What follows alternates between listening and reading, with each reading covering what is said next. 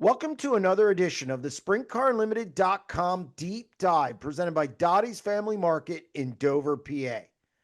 Joining us on the show today is Todd Weikert, son of legendary car owner Bob Weikert, major sponsor of the Weikert Memorial, and Danny Dietrich.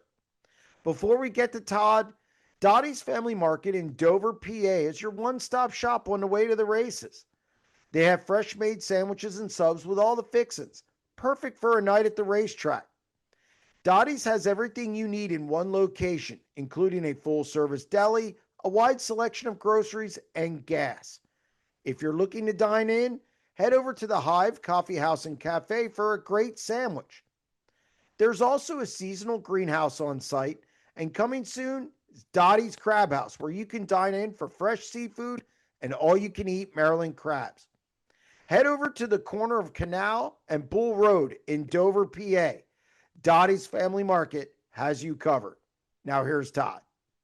Todd, welcome to the Deep Dive. I appreciate you taking time out of your day to join us before the Weikert weekend at Port Royal. Good morning, and thanks for having me. No problem. I believe you're the first sponsor first race sponsor slash, to be on the show. Oh, okay. Well, that's kind of cool. Yeah. Look at you. You're making history. Maybe broke the ice, huh? Yeah. Yeah. So obviously, one of the reasons I wanted to have you on is because of the Port Royal weekend coming up. It's a Weikert Memorial. It's 3 days. How special is this weekend for you and your family, for that matter? No, it's a huge deal for us. You know, ever since passing a dad and getting Steve O'Neill getting me involved with cranking that thing up, and each year it just seems like it's more exciting every year. So the whole family kind of gets intrigued with it, and yeah, we get super pumped leading up to it. Does it bring back a lot of memories as well? Oh, absolutely. The fascinating thing about it is, when you go there every year, some of the older fellas or ladies will come up to me and they'll tell me stories of the past with my dad and everything, and you kind of hear those stories every year, the same weekend, Memorial Day weekend, from the same people. But it's okay. It's refreshing. It's nice to be able to reflect on those memories. So obviously you have a long history in racing, and I was taught you're 63 now. So you were around when your dad's car was winning a ton of races. And remembering back, when did you realize, or what age were you, did you realize that racing was a big part of your dad's life? Oh, it was huge. When when Lupo first came in '71, it was all green and new to Dad. But the first race he won in Jennerstown, even though I wasn't, but 11, 12 years old or whatever it was, but it sparked a fire in Dad's eyes that he was possessed with this sport, and then with the hiring of Kenny Weld and the success that they had, it just escalated from there. So it you could see the accomplishments that he has accomplished through his career, speaks for itself. The Kenny Weld years. I mean, Knoxville, so many wins. What was for you as a kid at that time? What was that like for you, kind of tagging along, going to the track? How much, were you in the pit area a lot? Did you get a chance to share in a lot of those wins? And what was that experience like for a young kid?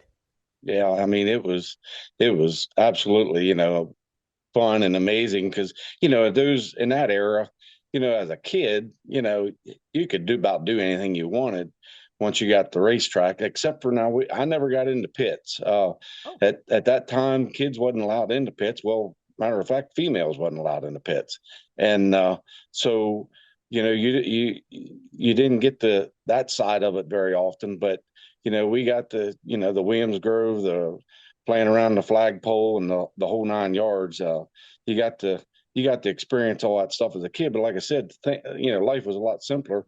So, I remember going to Reading and going to the shopping mall, and because Dad would always show up the races a couple hours early, and we had all kind of fun stuff that we could have done, and so as a kid, it was a great era to be involved in sprint car racing. You had again a lot of top drivers. The one that sticks out to me, obviously, is Doug Wolfgang, and that's one of the Hmm. reasons that sold me on sprint car racing in Hmm. 1984 when he Hmm. when I was 12, and Hmm. uh, I was going to Silver Springs a lot and Super Sportsman, but I saw an ad or something on TV for the Outlaws, and of course Wolfgang was in your dad's car at the time.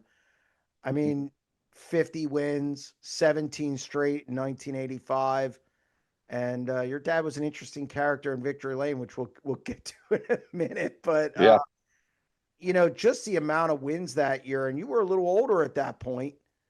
Hmm. 1985. What do you remember about it? Well, I mean, it was a fascinating year, from the time we started in Florida right on up, and then that crew and Wolfgang and everybody hit that. They hit a gear there right before Knoxville, and it was Katie bar the door after that. So it was a cool time. That's for sure. And the you get so used to winning that then all of a sudden you expect to win. And so, seconds wasn't that great. You're supposed to win, but it made a great team because Wolfgang was, in a sense, something like Dad in a way. He didn't like running second either. So it was a great era, and it was a lot of fun. Now, your dad was colorful in Victory Lane. And I think, he had and I think it sold the sport. But it also made fans mad. Did you ever see was there any instances where, I don't want to say as a kid you were scared, but you just were maybe confused about maybe some of the things that were thrown in his direction?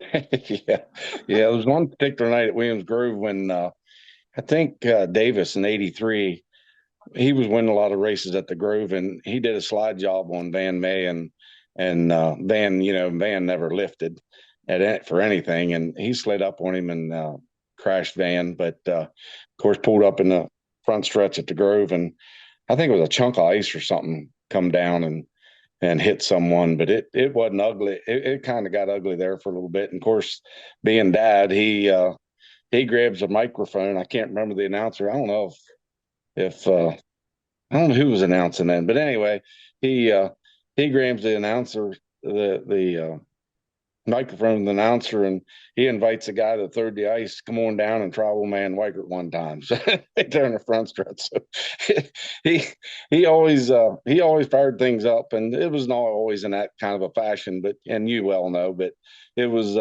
he was an entertainer, and I think he sold a lot of tickets for South Central Pennsylvania. Where did that come from? Knowing your dad, obviously, all your life, where did that kind of showmanship come from? Was it just ingrained in him, or did he just understand that, it's entertainment as well as a sport, and you've got to sell tickets?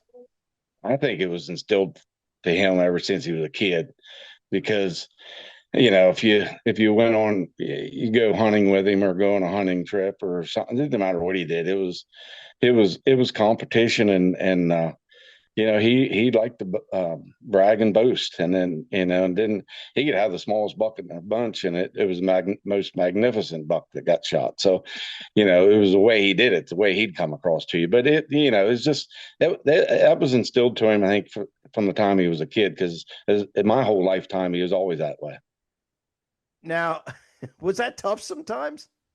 Oh yeah, I mean, as a kid, and you you listen to so much of that, and sometimes, I always thought he went a little bit overboard, but it was okay because that was him. But uh, you just kind of, well, I'll just, like, for instance, I'd seen Wolfgang already, do the front stretch interview, and then he'd say a couple words and he'd say, I don't have much to say here. Talk to this guy. He's got more to say than I do. So, it's just and I felt that way sometimes as a kid. It's like, oh, kick it, Dad.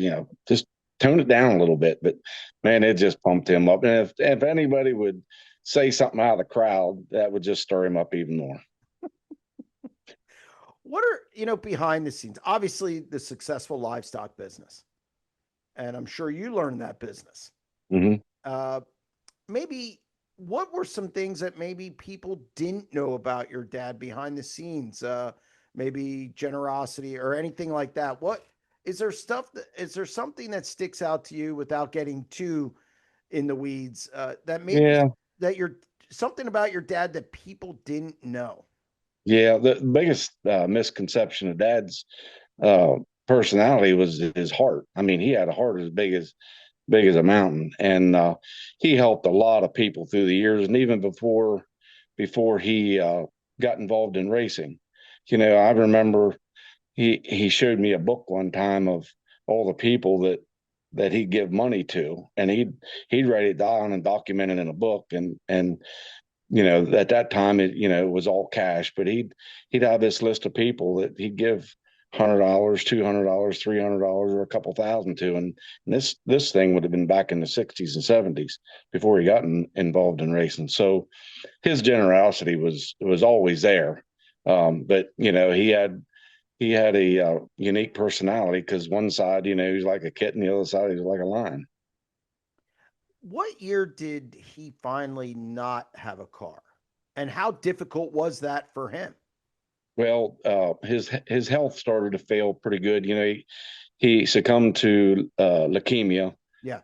back in the late '80s, uh, right around '90 maybe, and he dealt with that for I think 14 years. And so Dave Ely was our last driver, and he I'm sure it was tough on him because and as racing evolved, uh, you almost needed sponsorship to compete the way he liked to compete, and so he didn't have the assets to keep up the pace with the expenses it took today, and he wanted, he was a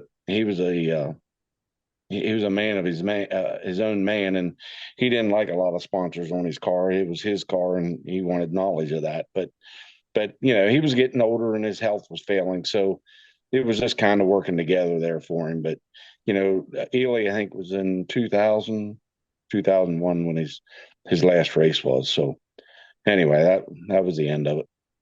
Yep. Now for you, at Hmm. that time, I'm sure you took over the business Hmm. around that time. Now Yep. you didn't really get heavily involved in racing. Was it just you kind of finding your way in the business, and or just wasn't your thing at that time? Take me through Yeah. that where you were concerned. Yeah. The biggest thing, when I took over the business, I was 110% Weikert livestock, the business. And I wanted to make this thing shine, and with the helps of my brother and a lot of other people around me, we done well for ourselves. And but and I still, my main deal is my business. I enjoy it. It's just, you just love it that much. And when things evolved with the success in the business and everything, and I, was getting more, I had more assets to play with and whatnot. But then the O'Neill came along with the Port Royal and invited me up there, and it just kind of set me in gear, you know. Um, as far as ever getting involved in owning a race car, I really don't think I got the time for it because I'd want to be at the racetrack more, and be able to Right. watch it run. But I go to Virginia 4 days a week, and put a lot of time in and effort in the business. And in the weekends, sometimes you just you kind of need to lay back and kind of chill out. And right now, I get to go to Port Royal. I got a nice little suite up there, and I sit there and just kind of mind my own business. And that's how I relax. Just maybe pull me a Bud Light out and sit there and relax and enjoy the evening. When did O'Neill come to you about just when did you first start to get involved in this sport? Uh, shoot, I don't know. I guess hell, you probably know as much as I do about it. Uh, when it was probably 10 or 12 years ago now, I reckon. Yeah. And I assume he came to you for the Weikert. That Yeah. was. He, And he go ahead. no, but he called me on the phone, approached me about it, and they started a memorial race, before O'Neill come along, and uh, you know, we talked about it a little bit, but at that time I was away from racing, and I had, to be honest with you, I had a little bit of a grudge against me about racing because, I seen, yeah, I seen how much Dad invested and spent into racing, and you know, people in racing that there are an end of people with just wonderful people, and then there's an end of people that can be a little bit harsh, Mhm. and I've said for Dad, a lot of times because you know all the efforts that he put into it, and when his career in racing started to diminish, not many people stayed in touch with him, and you know the ones that did, it meant a lot to him, and I seen that, and I just it just kind of it just got me away from racing a little bit, and didn't want to be involved in it, but and then O'Neill came along and asked me about this race, and then I didn't know O'Neill from Adam, and then after I met him, it was an automatic connection, and then we did our first race, first gig together, and it was a lot of fun for the family. We used to run a big old tour or bus here, local bus company, and we'd bring all these people, fill that sucker up, and bring it up there, and it was just a lot of fun. And then we just involved from there, and it's still a lot of fun, and it just keeps getting better. Yeah, the race started in 2003, and Right. I think O'Neill came back to the track, and boy, 53. I'm losing my memory a little bit when O'Neill first got there, but Hmm. uh, I'm sure getting you involved was a big piece of it. But it's not like you're just involved in the Weikert. You're also a sponsor on Danny Dietrich's car. How did Hmm. that come about? Well, we had multiple drivers that we always had a 29 Weikert car for the memorial race. And, we had a lot of great car owners and drivers that we approached, and they, they did their part, and we really appreciated all the help they give us, and got to see the 29, you know, for every year you got to see it and bring back great memories for the family and everything. But one after one race, I can't remember which one, but my son said to me, he said, Dad, he said, you need to get this Dietrich guy. He said he just started racing not too long ago. He said you need to meet him, and he said he's from right here around Gettysburg, Biggerville, and he said you need to meet him. So after the race, I went up to him and spoke to Danny, and I said, would you be interested in doing this next year? And he goes, hell, Danny, hell yeah, uh, so we, get him involved. Well, shit, when he starts, he really gets you pumped up because his personality. So, and then he and I became, really good friends, and you know, we decided the following year. I said, how can I get my name on the car? So we did that on the cowl of the car, and for 1 year, and I said, I need a bigger spot on that car. So he said, what are you thinking? I said, how about the wing? So that's what we ended up doing. Yep. Is Danny a good fit in that he is a little like your dad in that he's not afraid to, say what he thinks and get Yep. people, excited, so on and so Hmm. forth, and kind of play the game a little bit. Does Hmm. that kind of fit into what you were used to, and it was a perfect fit? Yeah, yeah. I mean, it's like going back in the years when Dad would say something on the microphone, and you just shake your head in the background. And say, oh, Dad, Well, Danny's the same way. Whether you read it on social media or you hear it from him, he'll say something, and it's like, oh, Danny, But it's you know I'm used to it, and but Danny's a little bit like Bob Weikert was. Bob would do a lot of boasting, but most of the time he could back it up. And if you're really you really follow Danny and some of the things he says, it's you like you're full of BS, but it might be a week or two, it might be 6 months, but he most of the time he can back it up. Well, he backed it up last year. Well, before I get to last year, uh, this thing jumped to $75,000, and you're a big part of that. Hmm. Was that just a case of, it was 29,000 and you wanted to kind of get that to a premier race in the country? Just look, bigger and better. Your Right, dad was always like that. And right. is it just about carrying on that legacy? And what made you go to 75,000? There was no particular number and that made me do that. But the biggest thing is like you said, you wanted to kind of back up what Dad always talked about, bigger and better. And I thought the time was right with the high limits coming on board and the energy that they brought along. And you had to pick a number somewhere, and there's a lot of races, 25 to 50,000. Hell, I'd like to make bigger than that one of these years, bigger than 75. But I'm not trying to, you know, make it that it you make a number that's outstanding to the local. I don't want to hurt any local racetracks. We need them all. And but you know, you I wanted to put Port Royal on the map, and I wanted to put Bob Weikert on the map, and then all the drivers are and car owners are deserving of that as well. Plus, the fans like big races, and so I thought it was just a good fit. Well, it was a good fit last year because Danny Dietrich won it. Well, that Take was the me, best. bring you up there. Um, take me through, that night, and what was that like? And what was it like to see that car in victory lane?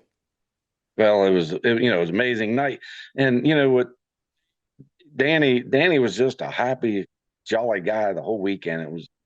He had a he had a sense about him that was kind of it was different, hard to explain. But if you know Danny, he was just a happy, jolly guy the whole weekend, and I think mentally he was really prepared.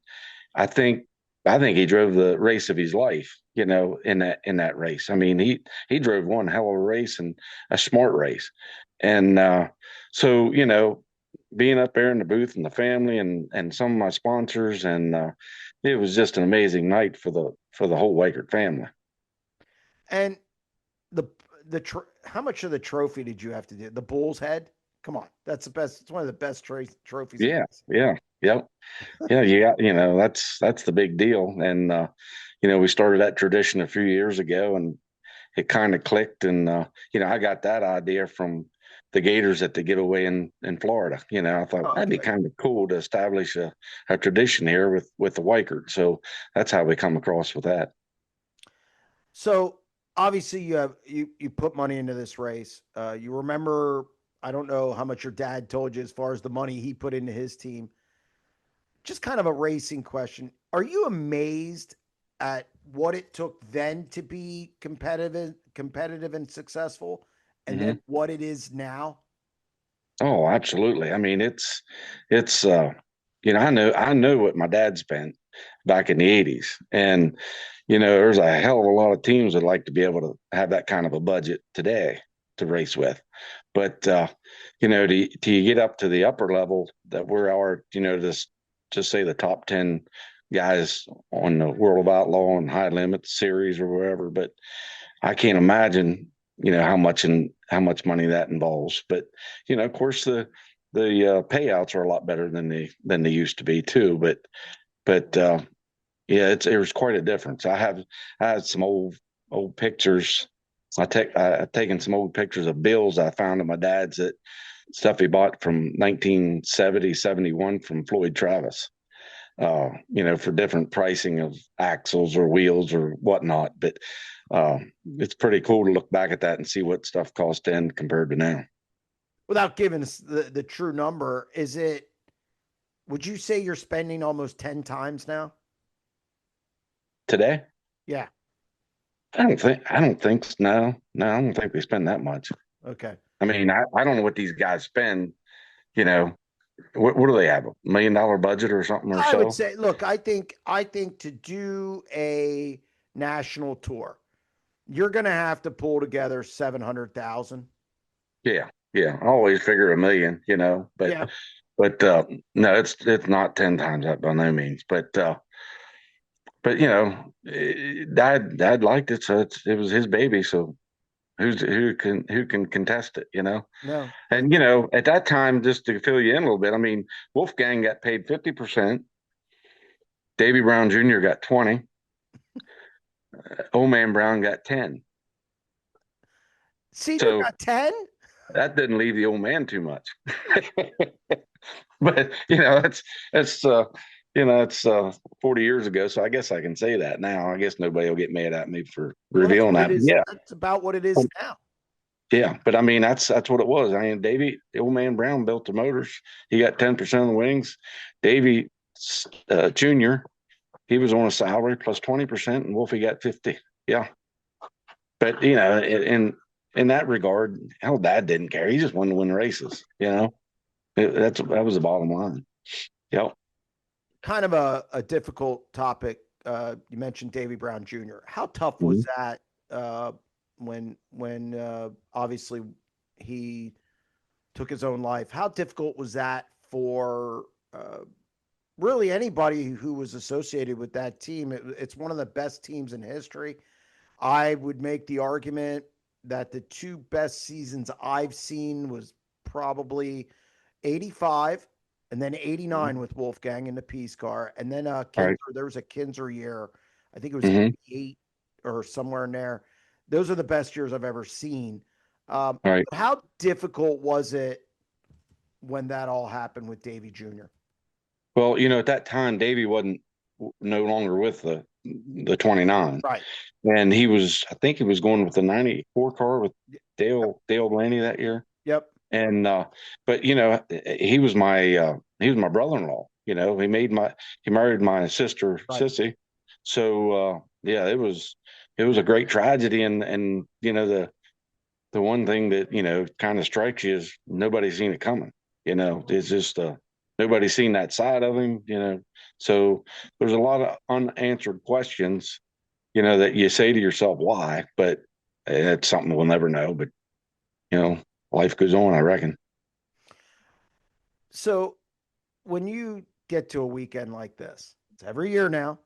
It's 3 days this year, Hmm. which has been talked about a lot. Hmm. Uh, you know, with the 3 day deal, how much? What was that decision like? Because the Grove runs that night. Hmm. What was? Were you part of that conversation? Was that a high limit Port Royal conversation? I mean, because again, you're a big part of this weekend. Yeah. What led to that decision? What kind of what were the mechanics of that? Well, I, as this thing escalated and the success we've had with the Weikert, you know, I kind of wanted to get it to a 3 day, and we did that one year with racing on the Monday, On Monday? Yep. and that's not going to work. It's just, you got Saturday, Sunday, Monday's that day where people need to kind of go home and get ready for the next day to go back to work and whatnot. I mean, that's my opinion, and there's a good chance that wouldn't be very successful, and I've seen that. But I guess I had a lot of input in it. Of course, we talked about it. I mean, the high limits are all about it. That's an extra race for them, and the teams are all there anyhow. So we had their support. Uh, the guys at Port Royal, Seth Kozer and O'Neill and I had talked about it. And O'Neill actually went to, is it Justin Lowe, I think it was two Justin years Lowe at the ago when Grove we talked about it. the year before Yes. last year and mentioned to him about, we'd like to entertain this idea going, to and Friday night. And he said that, Todd Weikert really wants to make this a 3 day. And so I guess his answer was, we'll talk about it down the road. And well, there was never no more talk about it. And so at when we were at the Tusky after the drivers meeting, and I went into the high limit trailer, and uh, Sweet and O'Neill and Seth was everybody's there, and they said, "Hey," he said, "are you still thinking about the Weikert on a 3-day deal?" And he said, "Yeah." He said, "Well, we got a lot of people here tonight. It'd be a good time to announce it." And that came across real quick. It was a split-second decision. Could you get down on the podium or the front stretch and after the ceremonies make that announcement? And I said, "Well, yeah, sure, I'll do it." And I'm sure it pissed some people off and whatnot. But I'm all about working with everybody. And I like local tracks to do well and be successful. But it's a two-way street, and port shuts down quite a bit. It's a couple times a year, 2-3 times a year for the Grove, and it's we I want to make this event just bigger and better. And I don't know what this year is going to bring. And maybe Friday night will be a flop. I don't know, but it's just it was a business decision really, because you got to try to be successful at it and hope it pays its way. But we're not trying to step on anybody's toes, but yet, sometimes you gotta it's like a chess game, and you gotta make your mark in the business. Well, you've definitely done that. And this event has grown over the years, Hmm. and especially with your involvement. What, where do you see this event going? Do you see you mentioned about you'd love to pay more at some point, or Hmm. where do you see this going down the road? You got it to 3 days now. I know High Limit loves it. It's 3 days. Any Hmm. driver would love that it's 3 days because they get to be in one spot. They don't have to travel. So any Right. traveling teams are, Hmm. are going to but what's your vision for this event? And obviously, again, it's got to be special too because it honors your father. Yeah. Yeah. And you got to really, we're at the point now where you're going to make it bigger and better. Of course, it's going to have to be the purse, and it doesn't necessarily have to be on that first prize money. If I could really, if I could make it down the road the way I'd like to, I'd like to make it, pay a lot more from second on back, and just keep the 75 there, and just pay more money, wait, clear back through the field.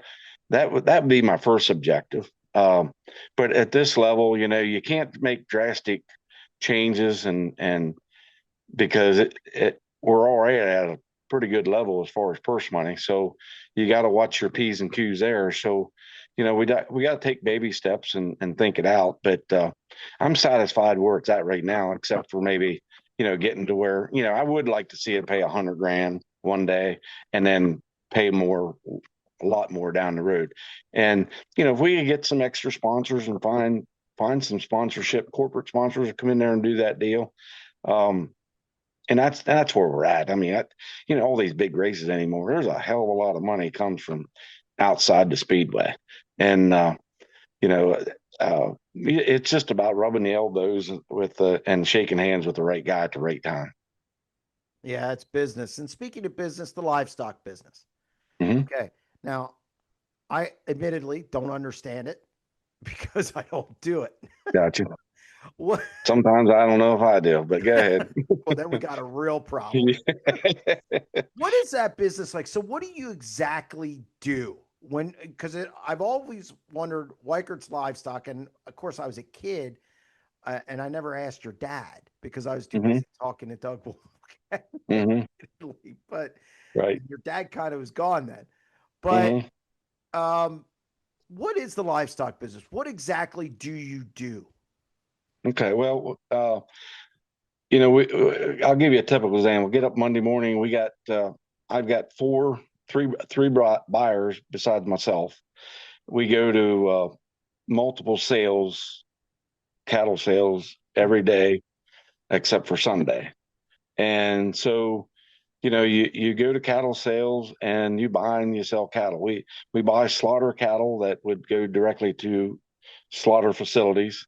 here in the East Coast, and then we uh, then we buy smaller cattle, feeder cattle to ship to customers in the Midwest. All across from we send cattle from here to Colorado. So it's a it's an interesting business, but it would take a lot more time than we got to really fill you in on it. No, that's okay. So you're almost like a broker. Yeah, yeah. Essentially, that's what I am, a cattle broker. Yep, yep. It's working so You, far. you work in big volume and you work on small volume on the payout, but it's a volume business, and your most of your success is your integrity and the availability to describe cattle and know the right kind of cattle that because you have customers that they won't buy a number one animal. They want a number two or number three animal to upgrade. So you have to identify them, and then you got customers that want a number one animal that the best at walk. So you have to be able to identify that and then learn to know your customer. But there's a lot of business that goes on just with a handshake anymore, and it's kind of cool yet today. Yeah, I mean I try and do that, but I found it Well, yeah, I'm bit sure. Yep. that's bitten me a little bit at times. Price. Yep. And Exactly. I'm sure you've Yep. been in that situation as well. Correct. Yep. Absolutely. Yep. So you sponsor Danny's car. Do, Hmm. do you ever and it's fun, it's Danny. So we all know Hmm. Danny. Danny has Hmm. said to me, I don't want to race when I'm 40. Okay. Hmm. Well, first he Hmm. said 35. Hmm. Okay. And then he said that years ago. And then Right. he has said 40. Yep. So if he's watching this, he kind of keeps extending it. Hmm. Um, do you sponsor another car after that? Or when it comes to actually being involved with a team, Hmm. do you go to another team or are you kind of in it for Danny because you found the right fit with him and for that matter, Gary Kaufman? Right. Unless something would blow up on my end or his end, I mean, I'll be with Danny till his career ends. And at that point, if I'm still healthy and successful, I would be with another team. Yeah. And you have no desire to own a team. No, I don't. I don't have the time for it and the oversee of it to feel comfortable. And the money it takes, just like now, I remember going to races and, back in the dad's era, and, you the motor blows up, locks the rear end up, and he flips over the fence. That's a costly night, where so, on this end, I can go to the races and if there's an issue, um, I enjoy racing. I'll still sit there and I'll watch a race. I don't get up and leave or anything like that. I'll watch a race, and then I can go home because I don't have to spend that bill. I know what that cost me at the beginning of the year, and I'm content with that. What do what do you love about the sport? I mean, from a sponsor, I mean, because you were out of it for a while. You Hmm. obviously like winning. Hmm.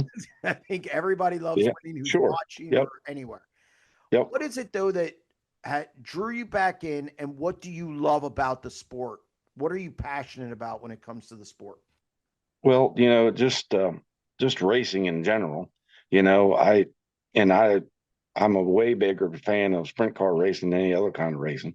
So, you just you know how it is. I mean, the smell of it, the dust in your eyes, or whatever. It's just you either like it or you hate it. So, I'm into that, and then the camaraderie of the not just the fans, the drivers and the car owners, sponsors. It's fun, and I mean it's a lot of fun to be able to commingle with people and visit with them, and so it's just a camaraderie of several things, but it's just the overall speed of the cars and the sound, the noise, and like I said, the smell of them. It's just there's lots of things there that kind of trick your trigger.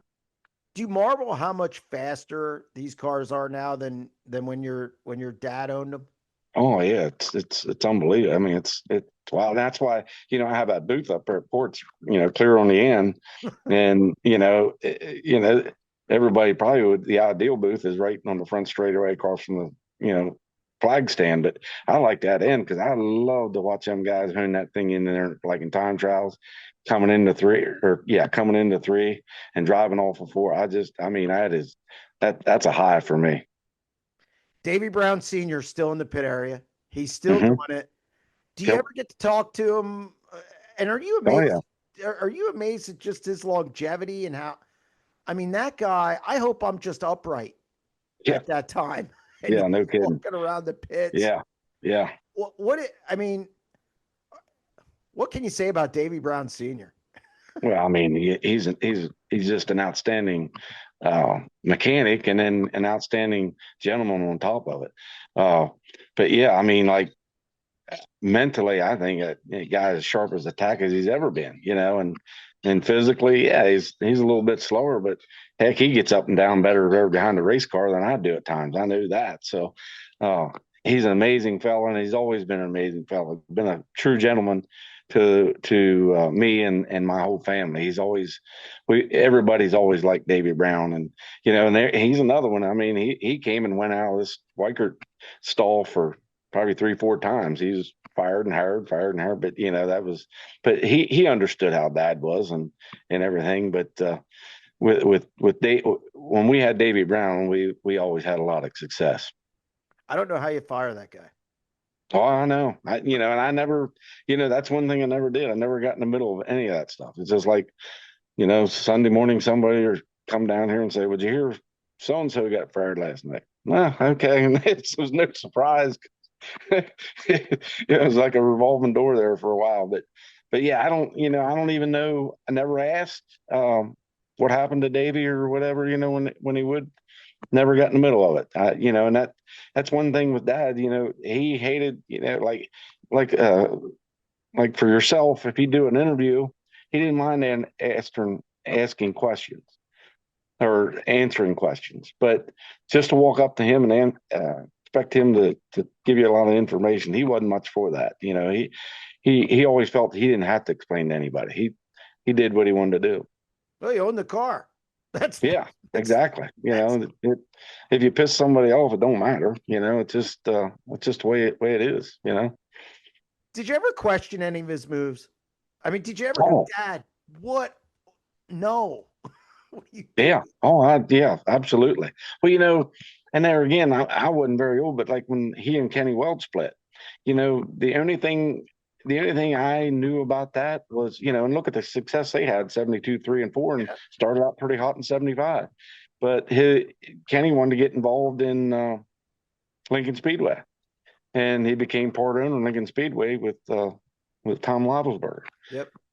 And Dad told him, he said, there ain't no way you can race at your own racetrack and be involved in a racetrack and race there and all this and that. And something blew up between them, and that was the end of it. And I mean, how do you go from winning 20, 29 races the first year to probably 40 races the next year, and and all of a sudden just get in an argument about something like that? But that's the way Dad was. It's just something struck him the wrong way. It was there's the highway. Yep. Well, I mean, he's definitely one of the ballsiest owners. Yeah, I mean, yeah, he was, but like you said, you own the car, you own the business, you're the Right. one flipping the money. So, you know, Sure. what was the old guy that owned the Yankees? Steinbrenner. Yeah, that's what they called him, the Steinbrenner of sprint car racing. Well, Look how many times he or fire Billy Martin. ah, like every day. You know, Every so day. yeah, yeah, So, but do you get to other racetracks? I mean, I know Port Royal's kind of a home base for it seems like it. mhm.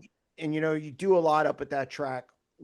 Do you get to other tracks or do you ever see yourself getting involved maybe other places? Not to I'm not trying to spend your money, but Mhm. I'm just saying Right. you get to other speedways. Hmm. Yeah, I mean, on the on the local level, I try to, I'm pretty faithful to Port Royal because I figure if I have any extra money that I want to throw around, I want to do stuff for them to make that better for them. But you know, I'm not out having a special night where I can throw something in to enhance anything, that I'd be open to anything, like for Williams Grove or Port or Lincoln or Baps. Because like I said, I want these people to succeed.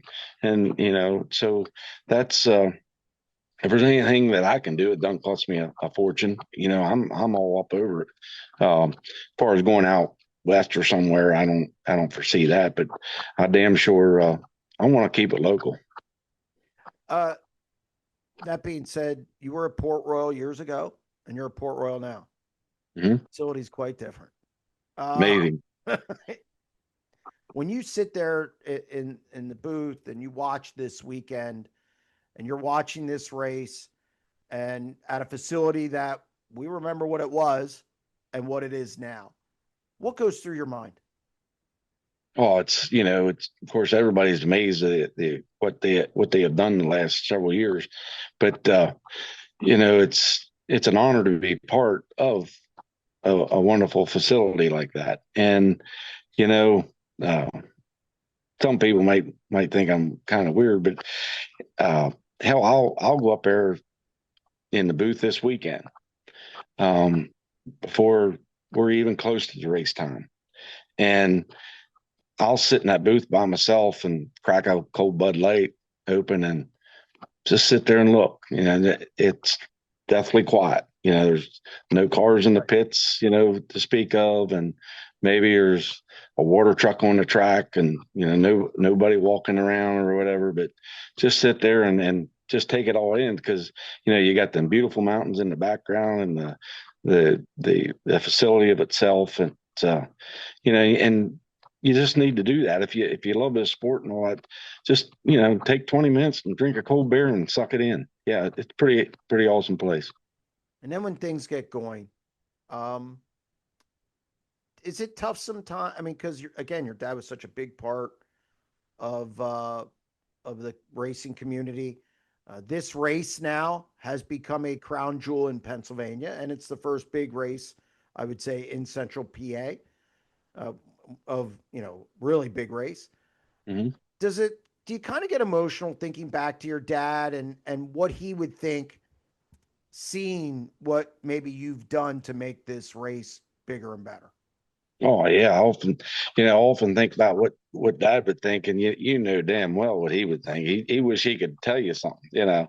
So yeah, it's pretty touching, and it is emotional. And that's the biggest reason. I don't mind doing like a Zoom here with you or whatnot, but I am horrible at public speaking, and once you start talking about dad or family, it really it sets in, and I'm 63 years old. I'm not supposed to cry, but it happens.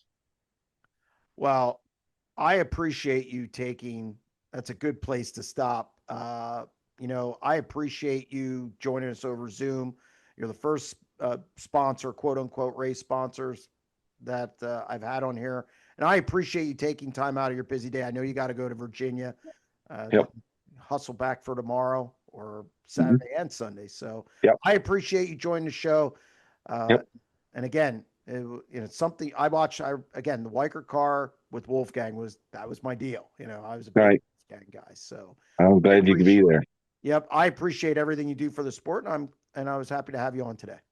Well, great. I enjoyed it, and give you a high point for you. You asked a lot of the right questions. That was perfect. Yep. I try. All right. Well, you did a good job. Well, Uh, again, thank you, and I'm sure we'll see you this weekend. Yep. That's a plan. Thank you, Jeremy. Thank you. Yep. That's going to wrap up another edition of the SprintCarLimited.com Deep Dive presented by Dottie's Family Market in Dover, PA. Thank you very much to Todd Weikert for joining us on the show. A lot of good stuff there, a lot of good history.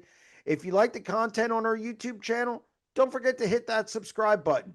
You can also check out our daily exclusive content at SprintCarLimited.com, where we'll have full coverage of the Weikert Memorial this weekend.